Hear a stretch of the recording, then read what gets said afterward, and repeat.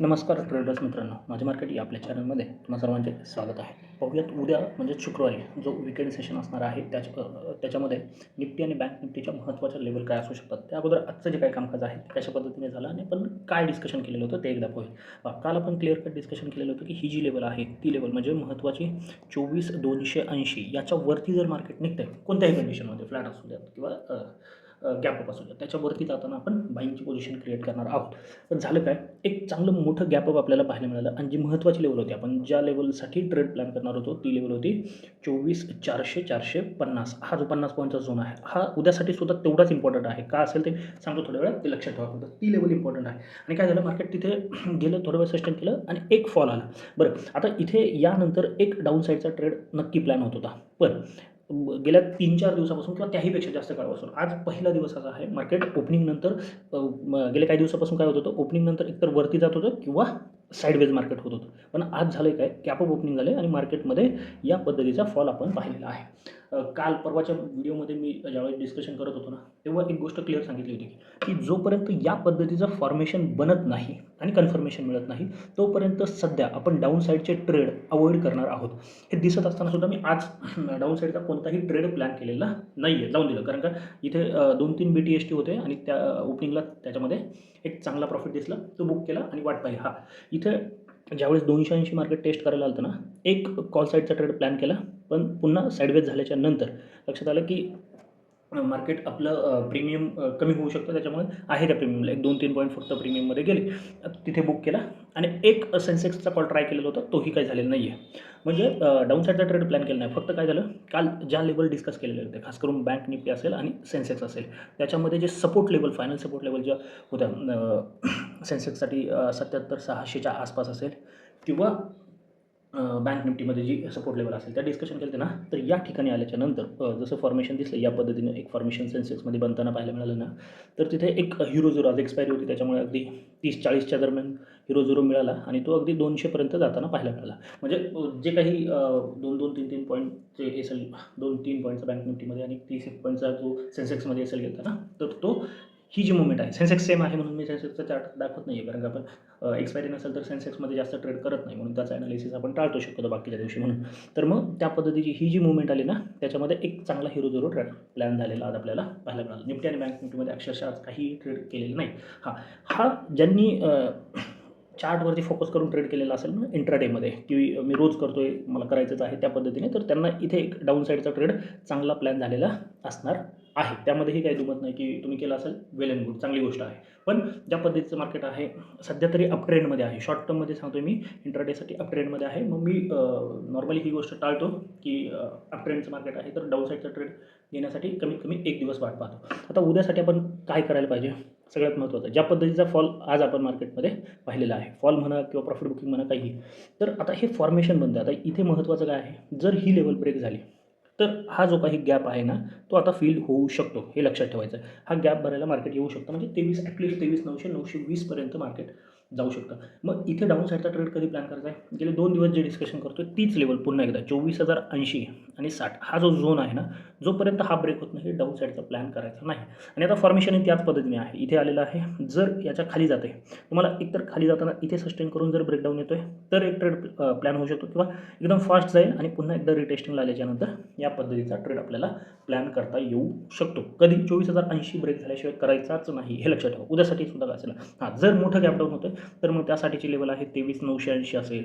जर याच्या खालीच गॅपडाऊन होते, रिटेस्टिंगला येईल आणि मग किंवा काही फॉर्मेशन बनते तर मोठं गॅपडाऊन झालं तर या पद्धतीने डाऊन साईडचे ट्रेड आपण प्लॅन करू शकतो. आता अपसाईड कुठे इम्पॉर्टंट आहे, तर अपसाईडला पुन्हा तीच लेवल ज्या पद्धतीने मार्केट निफ्टीने ट्राय केलं इथे येण्याचा, परंतु तिथे सस्टेन होताना पाहायला मिळालं नाही आणि शेवटच्या हाफमध्ये पुन्हा एकदा मार्केट खाली जाताना पाहिजे. मग ही जी लेवल आहे ती खूप इम्पॉर्टंट आहे, ती आहे 24,250. 24,250च्या वरती जर मार्केट फ्लॅट ओपनिंग नंतर निघते ना, तर एक चांगला ट्रेड प्लॅन बनू शकतो. जर फ्लॅट ओपन होतं, थोडं वेळ सस्टेन करतं आहे आणि ब्रेकआउट येतो ना, एक चांगला ट्रेड प्लॅन होऊ शकतो. मग त्यानंतर तुमचं 24,320, 24,360, 380 ही लेवल आहे आणि फायनल टार्गेट हे तुमचं 24,450पर्यंत असू शकतं. आता 24,450 व्हिडिओच्या सुरुवातीला सांगितलं ही लेवल का महत्त्वाची आहे, तर जर गेल्या काही दिवसापासूनचं कामकाज पाहिलं आणि जर तुम्ही इंडिकेटर यूज करत असाल ना, तर 24,450ला 50 DMA आहे, हे लक्षात ठेवा. मूव्हिंग ॲव्हरेज जे आहे ना, ते तुमचं 50 मुव्हिंग ॲव्हरेज कुठं आहे तर 24,450च्या आसपास, प्लस मायनस 5-10 पॉईंट तुम्ही पकडून चाला. तर हा एक महत्त्वाचा झोन ठरू शकतो. लेवल आहे, मुव्हिंग ॲव्हरेजने आपल्याला लेवल निघते, परंतु तो झोन पकडून चालायचा 420-450च्या दरम्यान जो झोन आहे ना तो खूप इम्पॉर्टंट आहे. इथून प्रॉफिट बुकिंग येऊ शकतं आणि जर मार्केट याच्यावरती निघलं ना तर मग तुम्हाला 24,800 आणि काही दिवसामध्येच 25,150पर्यंतचा प्रवास पाहायला मिळू शकतो. 25,150 काय महत्त्वाचे आहे हे मी विकेंडच्या सेशनमध्ये डिस्कस करेल, पण आत्तासाठी तेवढं लक्षात ठेवा की उद्यासाठी सुद्धा जर फ्लॅट असेल, गॅप अप असेल, जोपर्यंत जर गॅप अप ओपनिंग झालं ना म्हणजे 150-200 पॉईंटचं गॅप अप ओपनिंग होते तर 24,450 निघल्याशिवाय काहीच करायचं नाही मग, किंवा पुन्हा रिटेस्टिंगला येऊन इथे मग ते 360ला येत असेल किंवा अगदी 280-250ला येत असेल आणि काहीतरी फॉर्मेशन बनत असेल बुलिश, तरच बाईंगचा ट्रेड प्लॅन करायचा, अदरवाईज नाही. मग मोठ्या गॅपअपनंतर जर मार्केट खाली येते ना तर उद्यासाठी सुद्धा डाऊन साईडचा ट्रेड सोडून द्यायचा आहे. डाऊन साईडचा ट्रेड आपल्यासाठी एकच महत्त्वाची लेवल आहे, ती आहे 24,080 24,060 ही लेवल ब्रेक झाल्याच्या नंतर. अजून एक डाऊन साईडचा ट्रेड प्लॅन होऊ शकतो कुठे, जर मार्केट अगदीच 24,360-370च्या वरती आणि 24,360-370च्या वरती आणि 24,450च्या दरम्यान कुठेतरी ओपन होतं आहे आणि मग पहिल्या 5 मिनिटाची कॅन्डल पाहिजे आहे. 5 ते 15 मिनिटाची चालेल, तुम्ही 5 मिनिटावरती काम करत असाल, 5 मिनिट 15 मिनिट करत असाल, 15 मिनिटाची कॅन्डल पाहिजे आणि मग तो हाय जर 24,450च्या वरती नसेल किंवा त्याच्या आसपास असेल आणि या कॅन्डलचा जर लो ब्रेक झाला ना तर मग तुम्ही हा जो SL आहे तो प्लेस करून डाऊन साईडचा ट्रेड प्लॅन करू शकता. हे खूप वेळा डिस्कस केले मी की पहिल्या कॅन्डलवरती कशा पद्धतीने प्लॅन करायचा आहे किंवा पहिल्या 5 मिनिटाचे 3 कॅन्डल पंप कशा पद्धतीने, तर मग इथे एक सेल साईड बनू शकतो कुठे, पण त्याचा SL 450 हा स्ट्रिक्ट असला पाहिजे. 5-10 पॉईंट प्लस मायनस चालतात, पण तिथे तो स्ट्रिक्ट SL असला पाहिजे. त्या पद्धतीने आपण अपसाईडचा किंवा डाऊन साईडचा ट्रेड प्लॅन करू शकतो. हा एक आणि हा दुसरा, असे दोनच डाऊन साईडचे आहेत. बाकी अपसाईड तुम्हाला ज्या लेवलला मिळेल तिथे तुम्ही ट्राय करू शकता. जर गॅप डाऊन ओपनिंग होतं आहे मग 23,980च्या आसपास होतं आहे आणि पुन्हा 24,020 ब्रेक होते तर 980चा SL लावून तिथे बाईंग साईडचा ट्रेड इनिशिएट करू शकता निफ्टीसाठी. आता बँक निफ्टीमध्ये काय झालं आहे, बँक निफ्टीमध्ये सुद्धा तीच परिस्थिती आहे. मार्केटवरतून खाली आलेलं आहे दिवसभर आणि पुन्हा तेच.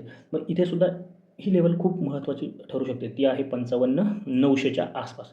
जर मार्केट फ्लॅट ओपन होतं आहे, थोडं सस्टेन करतं आहे आणि जर 55,900 ब्रेक झालं ना तर इथपर्यंत मार्केट येऊ शकतं. ती लेवल आहे छोटी आहे.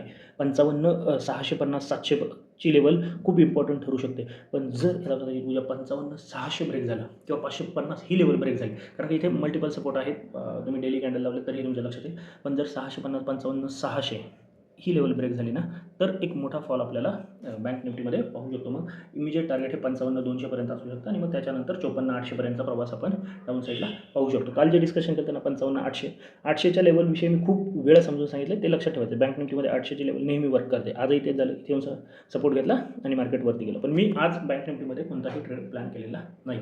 आता अपसाईड कुठे, जोपर्यंत ॲटलिस्ट ही लेवल, खरं तर 56,400 आपण पाहणार आहोत, पण ॲटलिस्ट 56,250 ही लेवल जोपर्यंत आता ब्रेक होत नाही, फ्लॅट असू द्यात, गॅप अप असू द्यात, गॅप डाऊन असू द्यात, गॅप डाऊन नंतर इथे संधी मिळेल कुठेही. जर 55,600ला मार्केट सपोर्ट घेतं, ही जी लेवल, हा जो झोन आहे, इथे सपोर्ट घेऊन एखादं डबल बॉटम असेल किंवा कोणतंही बुलिश फॉर्मेशन असेल या पद्धतीने बनते तर तुम्ही बाईंग साईडचा ट्रेड इनिशिएट करू शकता. त्या फॉर्मेशनचा जो काही SL बनत असेल तो SL, फक्त एक लक्षात ठेवायचं, आपलं रिस्क रिवॉर्ड रेशो नेहमी 1:2 1:3 असला पाहिजे. त्याच्यापेक्षा कमी अगदीच ओव्हरटेल मार्केट आहे 1:1 ट्राय करू शकता, पण त्यापेक्षा कमी रिस्क रिवॉर्ड रेशो आपला ठेवायचा नाही आहे.